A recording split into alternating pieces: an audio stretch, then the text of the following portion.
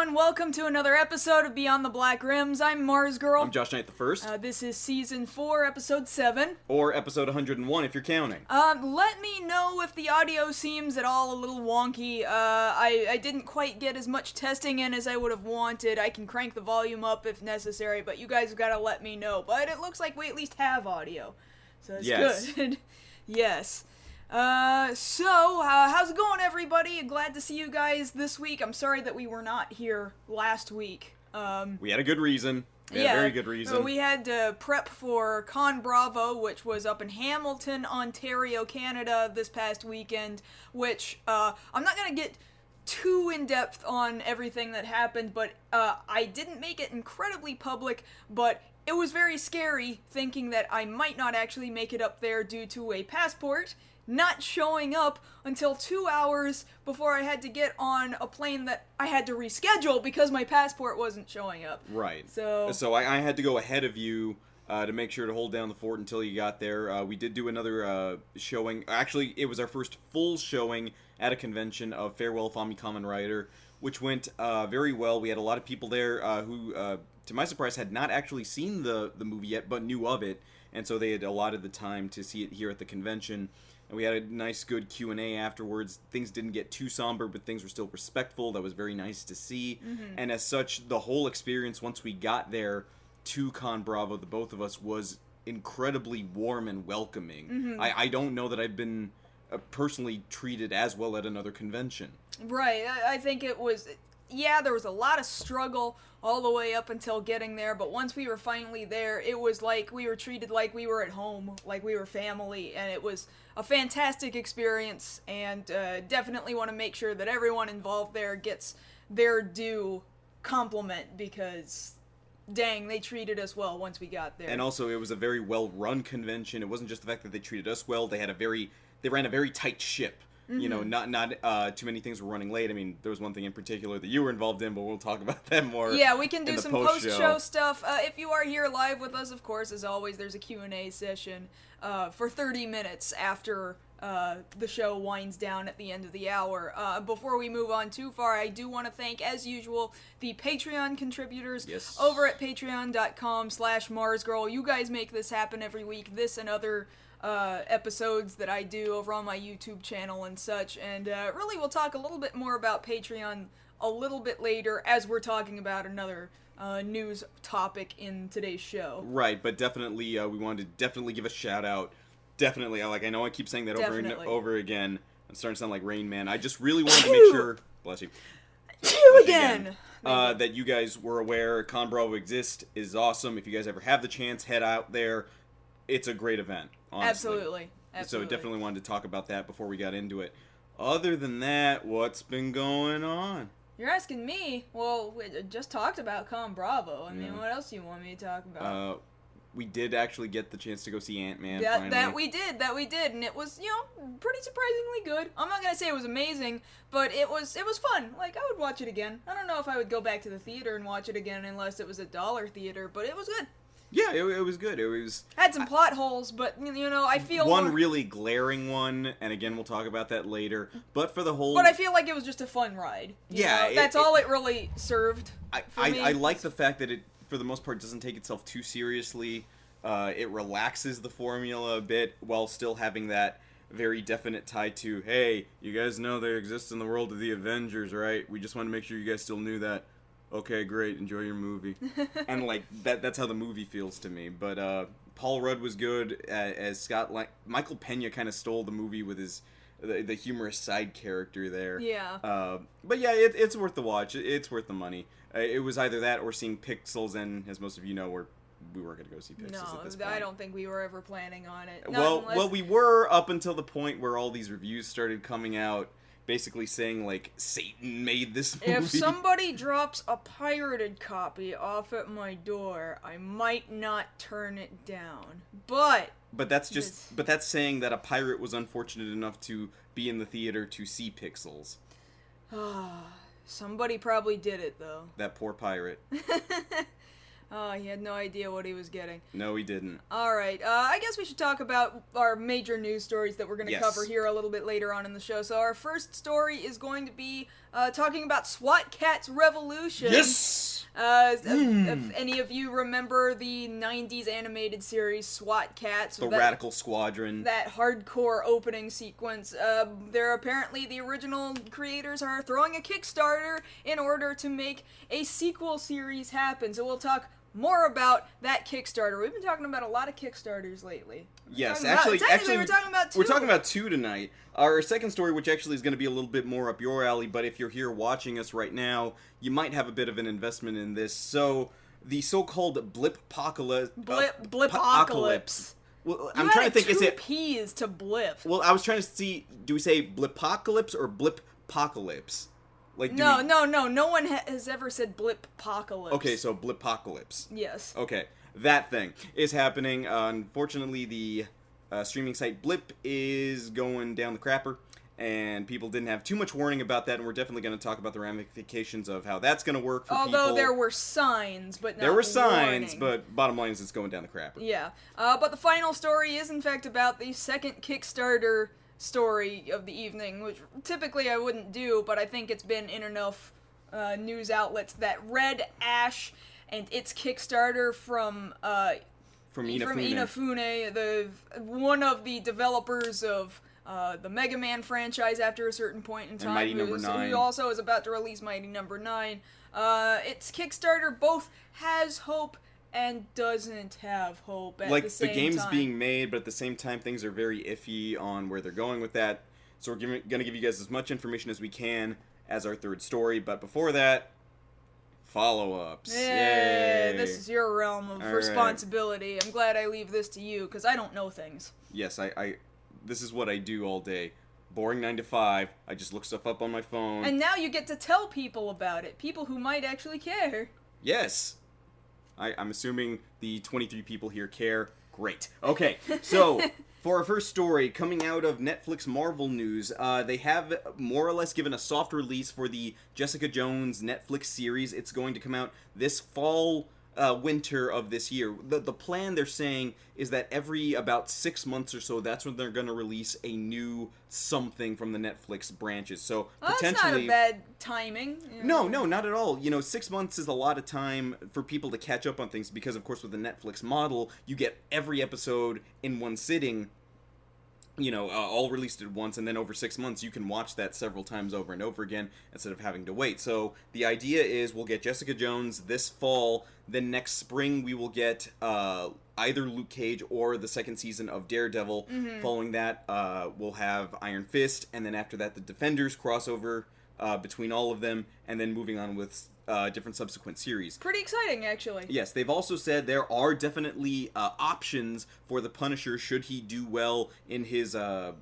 cameo appearance there in Daredevil's next season, that he might get his own series as well. That I am definitely in favor of. Sounds good. Because, of course, after this, how do I say it? This crap. The crap that was Punisher Warzone, the last movie that they tried to squeeze out from Lionsgate, and then before that, the okay Thomas Jane version of Punisher, and then, screw the Dolph Lundgren version. Punisher deserves his due. So I would hope that he'd be the next in line for a Netflix series. That would be nice, right? Yeah. Yeah. Because then, they could get away with as much blood and guts as they wanted. Yeah, going straight to Netflix, you don't have to worry about a network trying to cut all that out. Yes, hard R Punisher. That's what people want. Yes. But well done. Well done. Let's preface that. A tasteful R. A tasteful R. Yes. Okay, moving on to other news. In X-Files news, of course, we've got the update that I was hoping... Do I have a picture for this? Yeah, I gave you a picture for this. I hope you got it. No, that wasn't nope. it. That's coming later. That's I'm sure it is. I really don't... That, the second one, yeah. The Lone Gunmen are back! They will show up at some point in the 6-episode revival of the X-Files coming in January. I couldn't be happier. These guys were my favorites whenever they showed up on the show. Of course, they had their one-season spin-off where supposedly they died, but then they got brought back to life off screen. That doesn't really matter. You know what's good? Here. What? Oh, scoot over. Okay, fine. I can scoot over. Point being, the Lone Gunmen are back. Jacket K. I know you guys can't see it on the screen, but thank you for the follow. I absolutely appreciate it. Angry Duck Kazoo. But yes, the Lone Gunmen are coming back. Be on the lookout for those guys when the X-Files comes back in January. Moving on to other news. Doctor Who, of course, the new season is coming on the 19th of September. That week, on the 15th and 16th, they're going to have an event at a Fathom event at local theaters, both here and in the UK, to show the last 2 episodes of the previous season, Dark Water and Death in Heaven. So simulcasting in cinemas. Well, not really simulcasting, because we've already seen... These episodes have been out for months. But the important part is that, in conjunction with these 2 episodes, they're also going to show a special prequel to the first episode of this new season called The Doctor's Meditation. So that would be the extra reason for coming out, as well as, getting to meet other Doctor Who fans. Mm-hmm. As if you didn't already on social media and Tumblr. So we've got that. In other news. In Ghostbusters news, executive producer Ivan Reitman has gone out officially and said there is no plan for a companion male Ghostbusters movie. Oh, good. That was all a lie. Thank God. That's not going to happen from the horse's mouth. There's no Channing Tatum involved, no Chris Pratt. No, that's not a thing. Phew. It's just the females this time. Good. Just let them have their day. Yes. Let them have it. We also got a story trailer for Lego Dimensions, kind of detailing that there's this new bad guy there to kind of bring all the worlds together, in a sense, an actual thing that makes everything cohesive. Mm-hmm. That way they're not just, hey, randomly Back to the Future, hey, randomly Batman. No, there's something tying them all together. Although, if it's Lego, I kind of don't even care what the reason is. They're Legos, I don't. Well, I get that, but I appreciate that they're bothering to try. Oh, yeah, that's fine. Like, I don't have a problem. I just wouldn't have had a problem one way or the other. Well, think of it this way. Lego is making the correct decision that Kamen Rider Decade couldn't. Oh, yeah, you're right. Yeah, you see, you need that, right? Okay, so moving on to other news. As far as I'm concerned, because I can't find it anywhere else beyond the hearsay that keeps circling, the story right now is that Mark Hamill is at least in talks, alright, to reprise his role as the Joker in the Killing Joke animated movie. There was a news article going around saying he'd already recorded all of his audio. Now, granted, as I followed it all the way back to its source, I couldn't figure out where they were getting that information from. But it's so weird because major news outlets were running with it like it was legit. Well, see, that's the thing. Everybody's been doing that, and we always try to be very careful on the show to not run with something unless it's absolutely... the ink is dry... This is a thing. Yeah. So that's just how we're reporting it now, that there are at least the rumors of talks. We have not gotten the confirmation yet. Of course, everybody would be overjoyed if he was able to come back and reprise this role, since most people, that's him in their ears. See, that's the thing. I absolutely agree, he's my Joker. But at the same time, I'm super concerned that his age is showing through his voice. I would love it if he proved me wrong. I want him to prove me wrong. Oh, basically. Absolutely. But I'm concerned. If they went with somebody else, I wouldn't be heartbroken. I'd be a little, too bad. But you'd understand. Yeah. But I would prefer Mark Hamill. Yes. Let's see. In Kamen Rider news, we have confirmation from the cast of Kamen Rider Drive that they have, in fact, finished filming the series. So anything that we're watching now for the next 10 episodes it's already in the can. It's a done deal. They're good. Mm-hmm. On the other hand, going into I don't know what you're nudging me for. Yes. Going into the next Kamen Rider Ghost, we now have our first official, not scanned picture. This is our first official look at Ghost in costume. He's beefy. Yeah, that's the first thing I thought, too. He's kind of beefy. You know what? I'm okay with that, though, because I'm sick of really twiggy-looking guys that don't necessarily look like they can do the things they can do. Well, see, here's the thing about it. What I'm worried about is, some other series, say, Blade or Kiva, where the suit is beefy, but the actor is a twig. Yeah, that would be very That's concerning. more the complaint that I would have. And yes, going into that, there is... we're probably just several hours away from a press conference revealing more major details, and we will do that as a full story once that press conference has happened. I know that all the scans from the toy magazines are already out, and you can find those any number of places, but for right now, we're at least running with, this is the official picture. We'll have more news probably next week. Leo DD Duck Games. Am I pronouncing that correctly? Thank you also for the follow. Duck! Yes. To kind of wrap up. Oh my God, Austin Myers. I know you. Where Yes. have you been? Yes, welcome. Somebody mentioned that, yeah, Ghost looks like Deadpool in biker gear. I think that's the big running... That's been the running thing thus far, that, yeah, I'm not gonna lie, he kind of looks like Deadpool. A lot of with a people have been unicorn saying that. Yeah, Deadpool with a unicorn horn. But otherwise, you know, we'll just wait to see how he looks in motion. People have been saying, of course, from his... I think we mentioned this last week, that his appearance was very noticeable in Drimes' movie, but of course we'll have more footage, hopefully, by the end of the weekend. Alright. Moving on to other news, we have confirmation of the next Jurassic World movie. That's going to be June 22nd, 2018. Kind of far away. Kind of far away, but we kind of figured that was going to happen. It made the money. Yes, great. Yeah, let's talk about something now. In other interesting news, next weekend we'll see the release of Fantastic Four in theaters. The odd thing, or really the kind of nail in the coffin, if you will, is that there's been an official embargo on reviews for the movie. That is such a bad sign.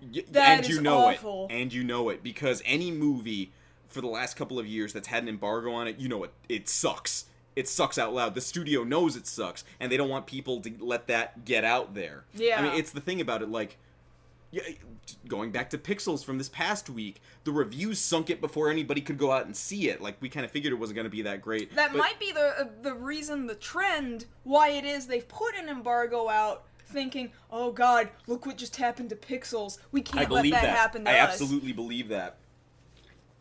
So yeah, nobody's gonna see hide nor hair of this thing until next weekend, and we'll let you guys know one way or the other whether or not we catch it through means, and I'll just leave it at that. But we'll let you guys know later. And just because there's a lot of news, we're gonna go to one of our favorite segments in the follow-ups. Is it this one? Yeah. Yes, it's this one. Not quite Justice League. I can't really see the picture from here, so what I'm gonna do actually. Oh, you're gonna make it bigger that way. See, Yeah, you know what? Just put it there. There you go. There you go, guys. Not quite Justice League. We got a lot of news coming out of Justice League this week. I mean, not Justice League. Batman v Superman: Dawn of Justice. A lot has been said in terms of what the characters are doing, where they're at in life. Interesting comments by Snyder about the world that they live in there.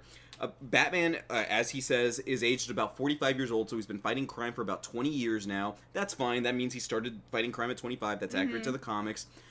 He says things like, well, was there a Robin? Perhaps. And I'm like, well, what kind of crap is perhaps? You showed us the Robin costume hanging in the Batcave. Yeah, like, what exactly. Does that mean? We know. We friggin' know. Don't play it off like we don't already know, like your audience is stupid. As well, they say as far as Aquaman's cameo is concerned, the direct quote, "You will understand he exists." I'm like, stupid, I understand he exists from the picture you showed me. What kind of... You will understand he exists. I understand you exist, you're right here. Yeah, that sounds like such a... Like he had to come up with words on the Yes. spot, and he didn't know how to do that. He's a guy who's around. Yes. Yes. And that's how that sentence went down. We've also confirmed that Tao Okamoto is playing the role of Mercy Graves. Of course, people figured that was the case. Who is Lex Luthor's right-hand woman, limo driver, and part-time, ass kicker, because she does that. We've also got a couple of other photos from the movie detailing how things look, more or less confirming the decrepit look of Wayne Manor. Some better shots of Ben Affleck in the costume, because now he finally looks like he has a neck. Which is, better. I expect my Batman to have a neck. Yeah. And not be all shoulders like he's been... Because you see I saw a pictures... graphic that said, why doesn't Batman have a neck? Because he's prepared, and it's Superman snapping Zod's neck. That makes perfect sense. If you're going up against Superman, and you know he's going to snap necks, what do? You hide your neck. And you look at the cover of this Empire magazine. How is he posed? That makes perfect sense. That's why he's got no neck. He's protecting himself. Wow. Yeah. That makes so much sense. Thank you, Facebook. Thank you, Facebook. All right, now we have justification, and that's all we have for our follow-ups and our not quite Justice League corner. All right, so let me see. Oh, okay, so Blip, right? That's a thing. No, right? that's the second story. No, was that not the story? No, which story was our first one? I don't even remember. Where? Oh, SWAT-KATS, right? Well, we'll talk about Blip later. Yeah, we're gonna talk about Blip later, but right now I want It was SWAT-KATS! There you go. Get out of the way. Yeah, there you go. So, SWAT-KATS Revolution. So, bringing you guys up to speed, SWAT-KATS is awesome. Now, it was as Kaylin said at the top of the show, it was a show in the 90s, only ran for 2 seasons. Animated under Hanna-Barbera. Yes. Originally started airing on TBS, and then, of course, subsequent reruns showed up there, as well as Cartoon Network. Unfortunately, they didn't get any further than 2 seasons because the people behind it decided to push more towards making new content for Cartoon Network in the late 90s, and so we only got what we got. Thankfully now, the original creators have come back just this past week with this, SWAT-KATS Revolution, which is basically a Kickstarter to try and get interest built to start a new SWAT-KATS series. Well, the good news is everybody and their mother was interested in making this happen, and it's already freaking funded. Yes. Like, we keep talking about all these Kickstarters that are already funded. Granted, that's the opposite of the truth in the other story we're going to be talking about. Right, it's kind of like opposite, opposing ends. Like, let me get up. Okay. I can't juggle. Point being, yes, as of this video, the original goal that they needed to meet was just $50,000. They have already met that with 22 days to go, and they're currently at $84,919. What are some of their stretch goals, or some of the rewards were pretty? I got them right here. Some of the rewards were pretty good. Like, you get friggin' original cells from the original series. So I'll go ahead and run it down by you guys. Like my money's already there. My money went to this thing as soon as I saw it. Like, I love SWAT-KATS. The DVDs weren't exactly in wide circulation for a while, so this helps. It looked like their DVDs were some of the ones that only, I think it's the Warner Brothers store through Hanna-Barbera. Like, that's the only way you could have gotten, for example, the Dragon's Lair and Space Ace animated Right, it's that same series kind on of DVD. box. Yeah, from the special Hanna-Barbera boxes. And you think about it, at the time, they stood out so hard, because you're used to that kind of animation you see of, like, Fred Flintstone, or, Snagglepuss, or Yogi, and then you got SWAT-KATS looking all extreme and buff, you know,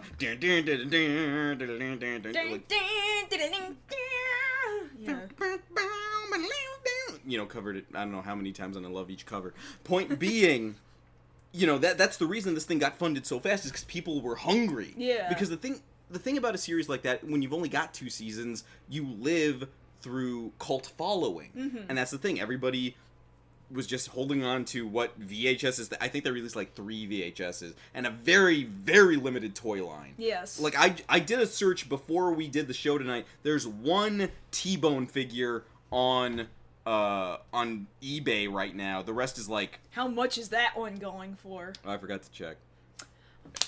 Well, what kind of a researcher are you? I leave you to lazy do this. one. This is your story. I leave you to do this story, and you can't even do the research to see how much T-Bone is on eBay. He's money. He's worth money. He's worth currency. He's worth currency. Right. So, yes, getting back to your gifts that you get once you give, the $5, the lowest level that they have, is a private access to a live hour session on Periscope with the creators of the series. Beyond that, you get $10, you get digital wallpaper. $25 is a postcard signed. $50, you get a t-shirt. $65, a long sleeve t-shirt. $80 is a hoodie. And then $100, that's where it starts getting interesting. You get a limited edition print. Yeah, those are the ones I'm excited about. From the original voice cast, they also signed it as well. That's a pretty good reward for $100. I'm not gonna lie. Yes, that's pretty good. 120 limited edition print of T-Bone and Razor. Yeah, so the specific cells start to get better and better content. Yes, and then it moves on up. Once you get to 250, you get an art book of the original series, which I would absolutely love to have. Let's see. 275, you get limited edition prints, and so on and so forth. so forth up the ladder. Words. Now, like we said, they've already got their basic funding out of the way. Now we're looking at stretch goals. So pretty soon they're going to hit the $100,000 level where they will have the production of a 2-minute teaser to establish the look of the new series. Hopefully it's not too far of a jump away from the original. I mean, I don't think it will be.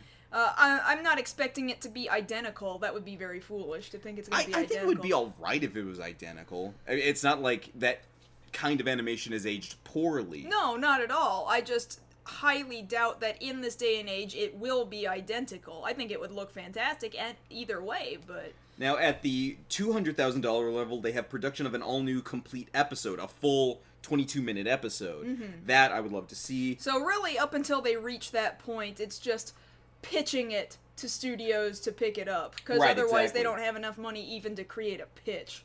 So this, essentially, right now is just kickstart our pitch. Right. Now, hopefully, if they get enough, boost behind this thing, once you get to the $1 million level, that's a 5-episode series at the minimum. Right there at the $1 million level. At $1.5 million, there's a direct-to-streaming movie, at least 70 minutes in length. So about the length of those DC direct-to-video movies, or even those dang Scooby-Doo ones are about that long. Yeah. And if we can put up with Scooby-Doo teaming up with John Cena, surely we can fund it to where the SWAT-KATS can come back and, I don't know, blow up Scooby-Doo, I don't know. Point being, this is the kind of thing that people dream about. You see something from childhood and you have the chance to you yourself bring it back to life. Right. And yeah, there's going to be some stuff that comes with it, like, oh, well, if they bring it back, then I'm going to see all the shirts at Hot Topic. We didn't even get shirts the first time around. Understand that. Any shirt that's available on eBay of SWAT-KATS is not legal. Somebody had to print that mess. Yeah, it's unofficial. People do that out of the love of the series, and people want to pay for official merch. The only way you're going to get official merch is if the series is worth something to a studio, which is why they did this whole Kickstarter to begin with. Try and reinvigorate interest to the studio, say, hey, people want this. They've already put money behind it. That's really what Kickstarters are starting to do now, which again ties to the last story we do. And we try to prove to them, hey, if you guys see that there's a market for it, you guys put the money behind it, we can both bank on this. Yes. And this is a very positive thing, I think, because if it was able to get reached within its first week, like they knocked it out, then they've still got 22 days. So, they still got 22 you're days. pretty confident they're going to make at least $1 million. I'm hopeful that it's $1 million, because compared to other Kickstarters, $1 million isn't that hard, but at the same time, yeah, if it's already at... They're almost a tenth of the way there. I mean, how big would you say SWAT-KATS actually is? If you think about other certain game Kickstarters that have been funded real hard, real fast recently, that's because those games have a pretty worldwide reaching audience, and tons of people have played those games. But what about SWAT-KATS? Well, see, that's video games. This is a cartoon. Exactly. This is why I'm saying, what is the outreach we're talking about with SWAT-KATS? Well, again, you're dealing with, of course, nostalgia, because, 90s kids grew up on SWAT-KATS, and then maybe some younger kids thanks to Boomerang and things like that. And part of it isn't just nostalgia, it's something like retribution, for lack of a better word, because it's the whole thing. Same thing with the thing I always talk about, Young Justice. You only got your 2 seasons. You wanted more, and if you actually got the chance to get your next season, like so many people have already proven, at least 1,090 people have proven, we have the chance to bring this back. I am making sure this comes back, and even if it doesn't, I know I did my part. Yeah. That's part of what the draw of a Kickstarter is that even if this doesn't make it, I know I did something to try.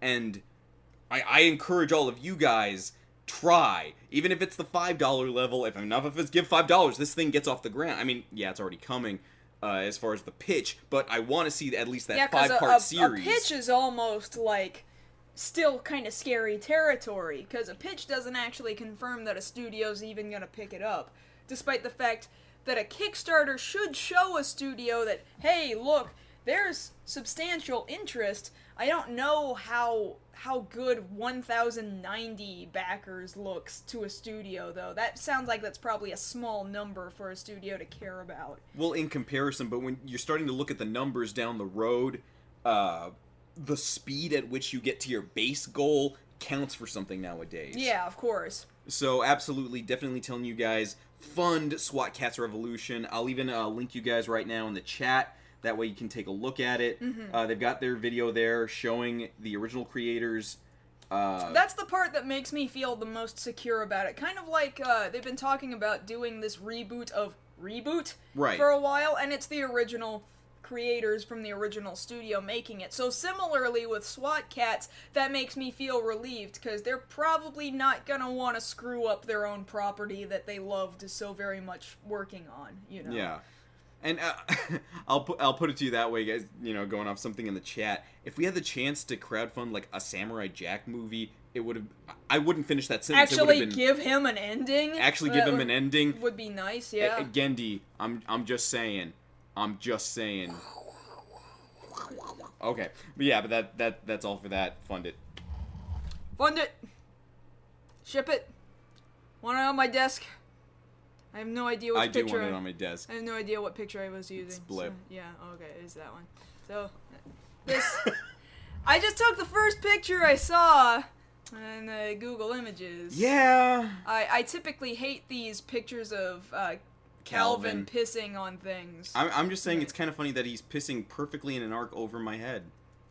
Wow. That is pretty impressive, huh? Good job, Calvin.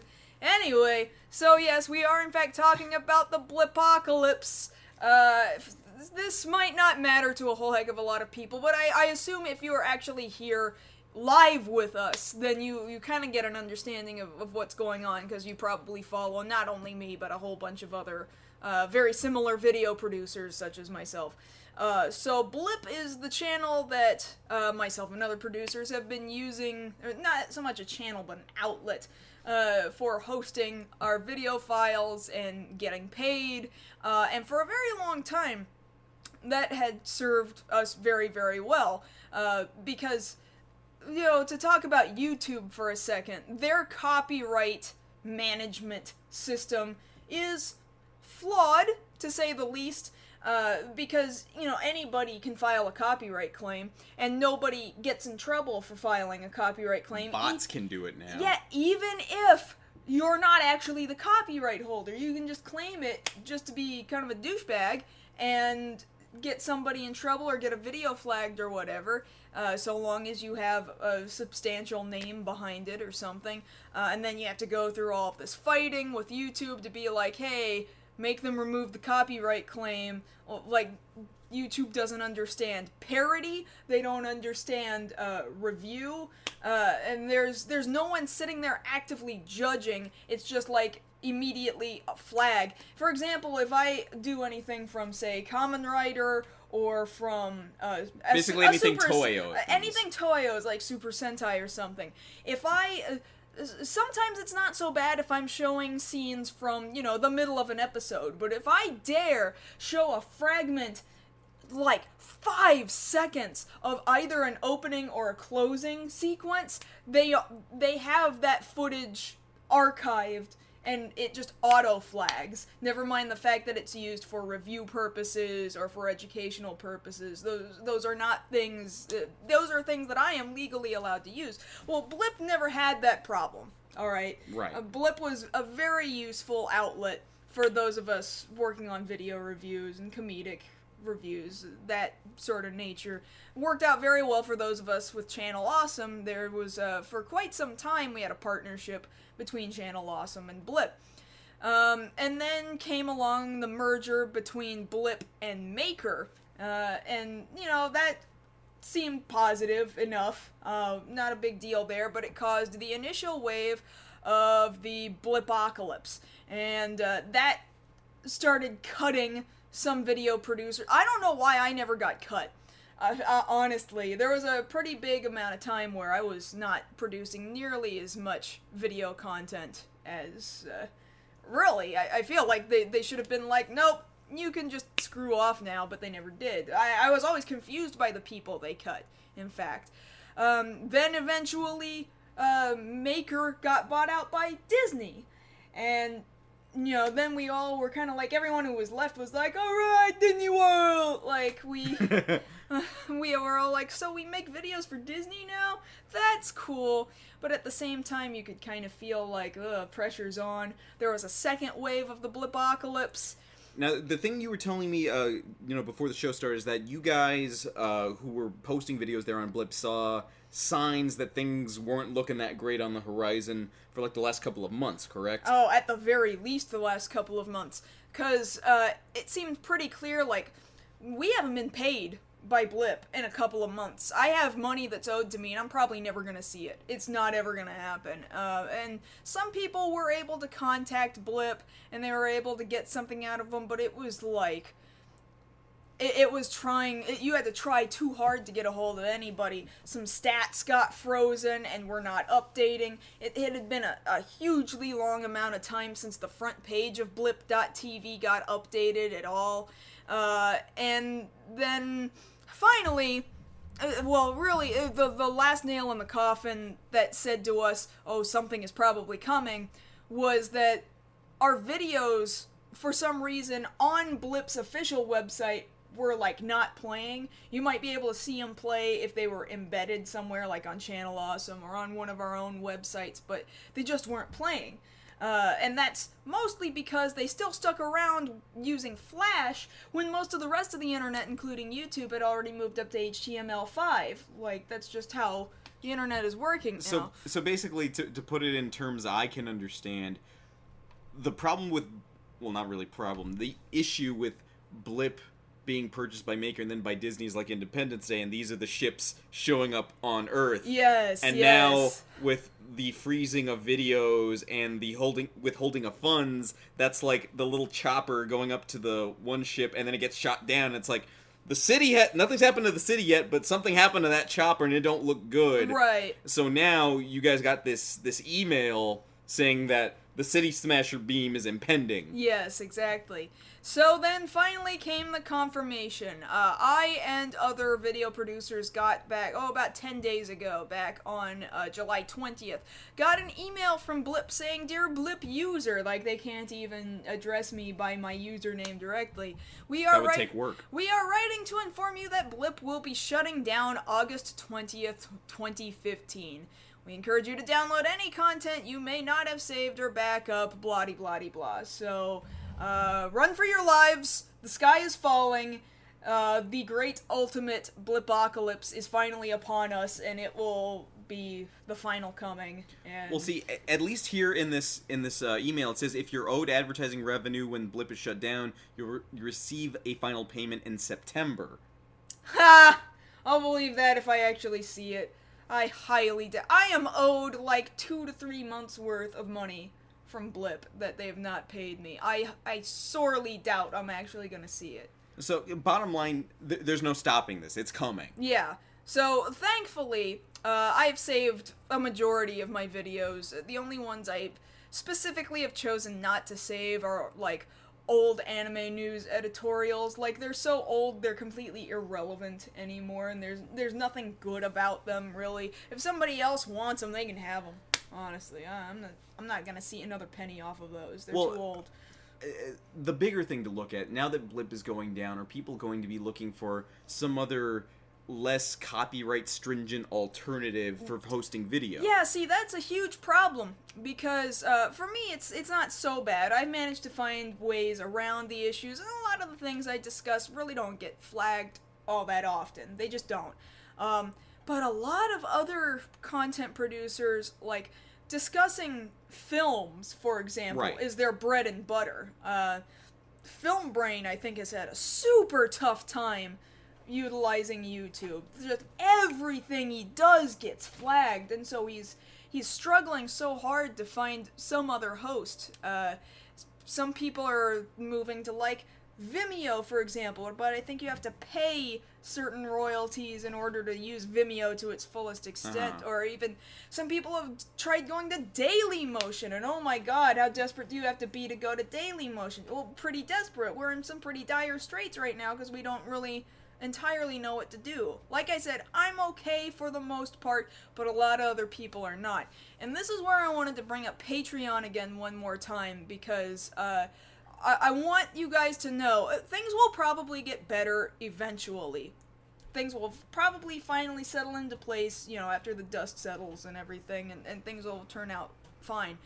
But for right now, for those producers that are not doing nearly as well, and don't really know where to go or anything, Patreon's the only way they're going to be, getting compensation for anything they do. And in the case of some of my fellow producers, that's their full-time job. I'm about to go full-time with it as well, and for those guys especially, they need help, and they want to continue doing what they're doing. So I would highly encourage, if there's a producer that you really, really like, especially if they do television or movies, throw them a bone if you can manage to do so.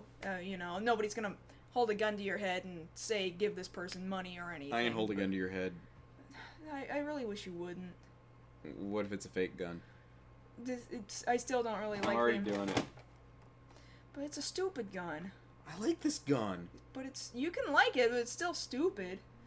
I'm kind of considering showing off some channels in the future of other fellow producers who also have Patreon accounts. Give a producer a spotlight or something to show, hey, these guys make good content. If you like the stuff they do, check them out on Patreon, see what rewards they can give you. A lot of them have a lot of really good rewards that they can offer you. So, because otherwise, Blip, what a sad state of events. And we could see it coming for a while now, and now it's finally happened, and it's all just kind of abandoned ship. Nothing else left we can do about it. The Titanic is going down. We're losing the gem in the ocean. There's no song. Thank God there's no song from Celine Dion. Yeah, because it would be flagged for copyright. You're right, yeah. So, yeah, that's the Blipocalypse for you. Nothing we can do about it. Just let it burn. Oh, man, I moved my head to... I keep forgetting Calvin. I don't want to be in the... Don't cross the stream. Don't cross his stream. Okay, thank you. All right, so moving on to our last story of the evening. I know, like we've been saying, we've already done at least one Kickstarter story tonight, but this one, based off everything that's been in the news this particular week, brings it of very big interest to us, and of course to anybody who was giving to the campaign.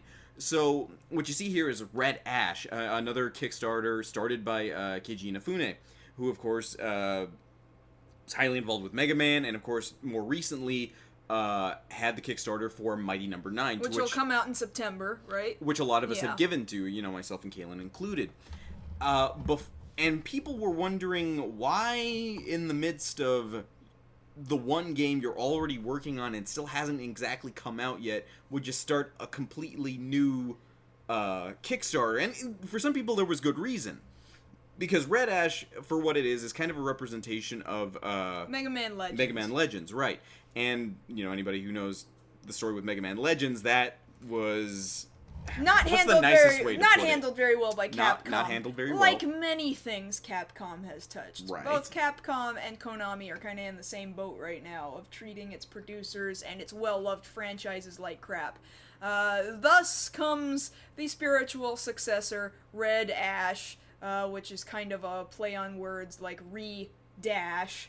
And to say this subtitle of the incredible legend also, like Mega Man Legends, it's obvious that it wants to be Mega Man Legends.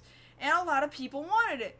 But from what they're seeing, now they don't want it that much. Because if you look at, there's only 3 days left to go on this Kickstarter. And it's only barely over halfway funded at $484,000 out of a total of $800,000. And so let's talk about why. Why is it not going so well? Well, one, you mentioned one part of it already. Like, you've already got another game that hasn't come out yet, so you technically haven't proven that you could do the first thing yet. You're close. I'm very hopeful still, because it's about to come out. I mean, it's coming out either way. Mighty Number 9. But, still kind of jumping the gun on another Kickstarter project. Like, part of me wonders if they got overconfident. I'm pretty sure they did. You would imagine that had something to do with it, because people were, of course, wondering, well, what exactly is this? Is this a full game? Is this just, like, something of a little side story? Like, what is this? Mm-hmm. Because people were just seeing spiritual successor to Mega Man, and they throw money at it. And I understand where they would come from with that. But from there, you're wondering, okay, but what are we actually fully getting out of it? And, like Kaylin just said, it's only a little over half funded until just recently when a Chinese game company called Fuse basically approached them and said, hey, we'll cover the rest. We'll make sure you get the game. Yeah, so now there's no point in trying to fund the Kickstarter because the game's going to get made one way or the other. And now the rest of the Kickstarter is essentially just going toward stretch goals. But the thing is, they don't have stretch goals. Which they've pretty much said, here we go. The Kickstarter campaign is going 100% toward more content. Consider your pledge a contribution to stretch goals from here on out. Exactly what are those stretch goals? We're sorry to say you'll have to wait a little longer, which makes me think they're buying time until they can come up with stretch goals. Well, which is kind of what they had to do when apparently just the other day they released that very, very, very primal pre-alpha thing to just be thrown out there to audiences like, okay, they're foaming at the mouth. They're getting angry. What do we do? What do we do? Who can program and model things in like 30 minutes? Okay, okay, whatever you got, man. I don't even care. Make it in Flash if you have to. I don't even care. Are you sure it's gonna look like? You gotta do something. Just go. And so they released this alpha. And, this duct taped together alpha. And so now super fans are kind of going, okay, I see what you're trying to do, and I understand it's a very pre-alpha kind of thing. But that having been said... But I think that's the very optimistic look at it. It is. Because it is very difficult to look at it and go, oh, I see a product that I absolutely have to have. The only reason why anyone's supporting it at all at this point, I think, is solely based on name alone, and not because they've actually proven that this is going to be good, you know? Right, and the thing about it is, you're wondering how exactly does that work, because you say it's going towards stretch goals, but technically it can't get to stretch goals unless the Kickstarter itself gets to your main goal. But see, now you don't have to worry about that anymore because that Chinese company already basically funded the whole thing, so now the Kickstarter it's funding is stretch goals. No, it's not. Because if you look at it in sheer terms of what's been presented to the fans, you look at it, the Kickstarter has not been fully funded. Mm-hmm. Even if the company comes in and says, oh, we'll fit the bill for whatever you don't get, that still means the Kickstarter doesn't get funded. If they did it through the Kickstarter, that would be fine. If the company said, on our behalf, we are giving you, how many $1,000s you need to finish it off, that like would be fine. Yeah, if they just signed off $400,000 through the Kickstarter, that would be fine. Other than that, they have not fully funded. Mm-hmm. So they're kind of loopholing very hard here, saying, oh, we're at stretch goals, but we haven't gotten all the way up there yet. And see, this is a thing that over on Kotaku they kind of argue, well, doesn't this seem like shady business practice? And I suppose it does, and yet somehow it does not actually break the terms of use and agreement or whatever that by Kickstarter like that had. Much though. Yeah. So there's a lot of, I don't want to say more legal gray area as it pertains to Red Ash, and so there's proponents for it and there's opponents of it on either side. Well, we should still give to it anyway. This is the closest we're ever going to get to Legends. We have to try and push this thing. If we don't support this thing, it might not make it. Yeah. But on the other hand, yeah, there's a lot of weight behind this. Don't look right. I don't think I want to give this my money anymore. I agree, yeah. So from that point, you have to try and weigh out your options. Okay, if I put my money towards this thing, am I going to get the return on it that the website, that the Kickstarter says I'm going to get? And really, we can't tell right now. That's the unfortunate part. Yeah, and there have been a lot of Kickstarters that have just plain crumbled up and died, or they've gone all the way through, and even after they've gone all the way through, the product they promised didn't get made for whatever reason. I mean, to be fair, Kickstarter and crowdfunding, as much as we talk about good Kickstarters, it's a gamble. It really is. And we were saying this last night, talking to some friends. As far as Mighty Number 9 is concerned, that was one of the first major video game Kickstarters that we saw out there, and we're still kind of waiting to see how that pans out, because once Mighty Number 9 makes it, actually gets released, and we get reviews and everything's out there, then I believe that's going to open the floodgates to even more video game Indiegogos and Kickstarters to come out of the woodwork. But one of them has to prove that it can be done completely. Personally, I do think it was kind of folly to try and launch this one not even so close in the middle of production of the one you're already working on. They should have waited, because that's the thing. If they had done it right after, like even a week, even a day after Mighty Number 9 had come out, if they had just waited a little bit longer, they would have already had proof positive it got done. Now you can trust us. Yes. But here you're banking on trust that's not even fully developed yet, if that makes any sense. Yes. Because at that point, it's like you're asking somebody to loan you money after they already loaned you money. Mm-hmm. And that which is literally what has happened. Well, yeah, and it comes off as shady, like, hey, man, you know that $100 you loaned me? Yeah, I could really use another $250, man. Like, really? Like, you got that? I swear it's gonna be good. It's gonna be legendary. And you're gonna think twice, like, do I want to give him my money? Right. Do I trust you? Because I don't see what you did with the first half of the money yet. Like, you've shown me pictures, and you've shown me a couple of things, and you say you're getting it done, but from a personal standpoint, I would have waited. Yeah, as a business, Concept, I'm so saddened because, everything at the beginning of Mighty Number 9 said, oh, I'm so glad that Concept exists, you know? Right. Like, yes, this is a group of people that can finally do all the stuff they always wanted to do, but they were too restricted by the previous companies they were working with, and now, they have so much freedom to do all this stuff, and of course, they're doing the stuff that I want to see, so I want to help them. But, you gotta work on trust, too, at the same time. You haven't established the trust quite yet, and so many people want to, because the idea is so ingrained in their hearts and their souls, this burning passion of a franchise of games that got so mishandled for so many years, and you so badly are like, it's like you're being beaten and you're going, no, it's okay, I still love them, and you keep coming back like, to it. I just barely realized this right now. What we're dealing with here with Concept and Red Ash, this is the Music Man.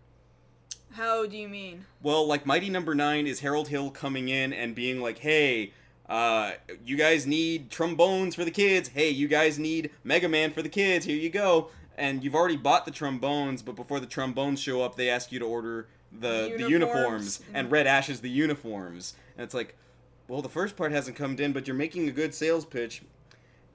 And you're kind of wondering if dude's going to make it to the last train and run off with the money.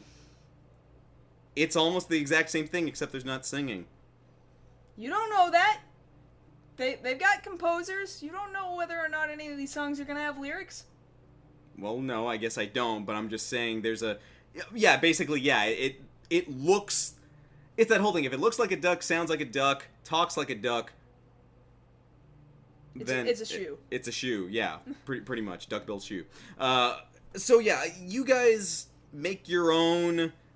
comparisons there. You decide for yourself whether or not you want to support Red Ash or not. You've only got, 3 days. 3 days to do it. Personally, I'm not going to do it. If it doesn't go all the way up, then you get your money back. Yay? Right? Yes. Well, see, like, I'm even wondering about that. If, like I said, legally the Kickstarter isn't fully funded.